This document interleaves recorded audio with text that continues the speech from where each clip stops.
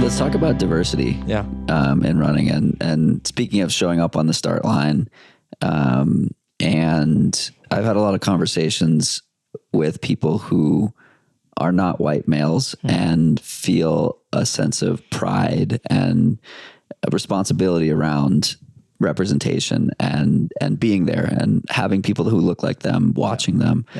Talk to me about your relationship with that topic and what it means truly to be on the start line of this race, let alone any 100-mile race. Yeah. I've been having this conversation a lot. And if you told me, like, if I got into running and it would be, I'm representing a very kind of underrepresented community of people, like I'd be like, that's not my responsibility. But now I feel like it is. Like it's especially at a race like Western States or these more kind of, they have a lot of history around it. Yeah, and exactly. media Yeah. heavy. Yeah, exactly. And for me, it's like the representation is so important because these spaces are available to everybody. And unfortunately, I'm a first generation immigrant child, and having a life where you're like using the outdoors to kind of as a hobby, we're just not afforded that opportunity. Like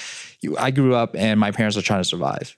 And, they pull in the village to help them. Like my aunts raised me, my grandma raised me. And it's like, what time do you have to go, I don't know, go camping? Trail like, run, go camping, go put on, buy the nicest shoes to go like running or whatever.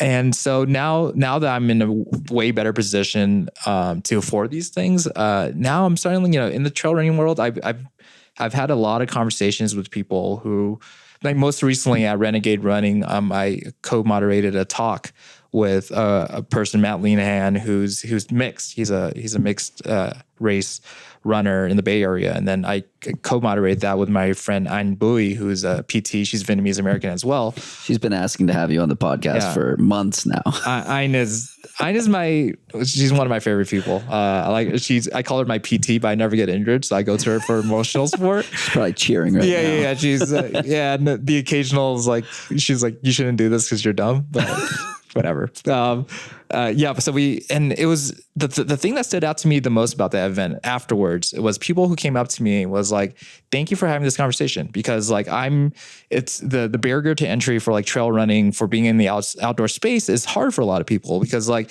you show up to a group run on the trails and you're the only Asian person there. You're the only Black person there. And it's not an easy feeling, because that happens enough time, you just don't feel comfortable. Like you can't have the conversations that people are having. Like that's been a barrier to entry for me too. Like I ran with some friends who are like really well versed in the outdoor space and like understand the gear, understand like kind of the ins and outs of it. And honestly, like I understand that stuff because I'm very obsessive about it, but there's a lot of stuff I just don't know because I haven't practiced it throughout my life. And so, yeah, in that regard, I think the representation thing is, I think, even increasingly more important, because now with like social media and all that, we have a voice and people see you. Like the amount of times I've just been randomly at a run or a race and people are like, you're David Lam because I follow you on Instagram, or I follow you. That's cool what you're doing. And to me, it's like, oh man, like, not to say like I'm a celebrity, but like just those little touch points is just enough to like really feel something. And Western States training camp, I made it a goal to go say hi to every Asian person I saw. And there just wasn't that many, unfortunately. And I remember like fist pounding a guy named Eric who lives in Canada. And I was like, dude, like there's not many of us here. Like, let's just be friends. And Eric's story is great. Like I hear he and his dad are huge ultra runners and they do like races together. Steph Flippin, who's, she's a very elite runner. And she unfortunately had to drop out of Western States, but she reached out to me and she was like, anything you need, just let me know. And it's this weird kind of community of like, we feel that we have to be binded together by color of our skin or whatever. But I think that's kind of what it takes. It's not because it's this feeling of us versus them, but it's just like, we have to uplift our own voices to kind of get more people involved and just make things just a little more diverse. Yeah. I was walking around the village with Tommy of Tommy Runs Notoriety. And this weekend he was doing social content for Broken Arrow on behalf of Ultra Sign Up, which was really cool to see. And we were walking around for like 5 minutes and he fist bumped every Black person he passed. And it was really cool to observe and something I like never seen as someone who's not a part of that community. And I could see the connection that he was making with this person. And it was 3 seconds and then done. Yeah. And then a minute later, it was 3 seconds and then done.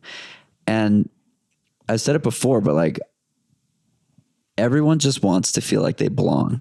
And those little micro moments where someone else is seen and feels like they belong, like that's what it's all about. And so it's really cool to hear about those intentional connections where it's not deep. It's not, we're not having, hour conversations with people we meet. Maybe we are, but simply the acknowledgement. And like, it was really powerful to see that and just to see how important it was. And it was met with, like that response every time. It didn't happen a lot, unfortunately. But the times that it did happen, it was really powerful. It's amazing what you can say in 3 seconds of not saying a word. Yeah. It's this acknowledgement that like, I understand what it could have taken for you to be here. And again, like we're talking about kind of exploring the why. And for me, it's what I didn't anticipate when I first started running. That's been happening to me a lot is, at a race like Broken Arrow, where they do an amazing thing where they put everyone's name on the bib, which is awesome because you're struggling, you're fighting to run up this mountain and people your name they're like, out. "Hey, great job, Jon." Yeah. And they're just like what? Like the encouragement you get from just hearing your name is amazing. But again, what I was trying to say is that like the thing I didn't anticipate for is people just in my DMs texting me that I don't know. And they're just like, "Hey, I really appreciate you cheering me on at this race because that was my first time experiencing an ultra. That was my first time running a mountain race and I was not secure about it." And it's like just having encouragement from someone like you who like, maybe they followed me on Strava. They're like, "Oh yeah, he runs a lot. He's like an elite runner." I'm not, by the way. And you're above average. We'll give you that. Okay, thank you. And there's just way above average. Thank you, Jon, so much. But he's like just hearing the but words. Not elite. No, I'm just kidding. We got to bring him down to earth a little bit before. Yeah, there was. Your ego is going to float you up to the top of. No, I should have worn kidding. Confuzi's sub-elite or non-elite hat that he has. That dude rocks. Yeah. Oh, Confuzi? Yeah. I don't know him well, but I remember passing him at Boston Marathon this year, and like I was like, Confuzi? And he had like a swarm of people around him. But yeah, to my point earlier, it was just like kind of people reaching out to me and be like, just thank you so much. And full circle on our conversation where it's like, that's what I love the most is like building that kind of community because I'm very good at names and remembering names. So I try to use people's names as much as possible because people just instinctively love to hear their names. Right. And, and it makes them feel like you know them better than you actually do. And it buys me time to actually get to know people because, it means that they want to interact with you more. And I've met amazing people at this race. I've met amazing people just in my journey in the last 6 years of running. And it's been, I really wouldn't trade it for anything in the world. It's been amazing.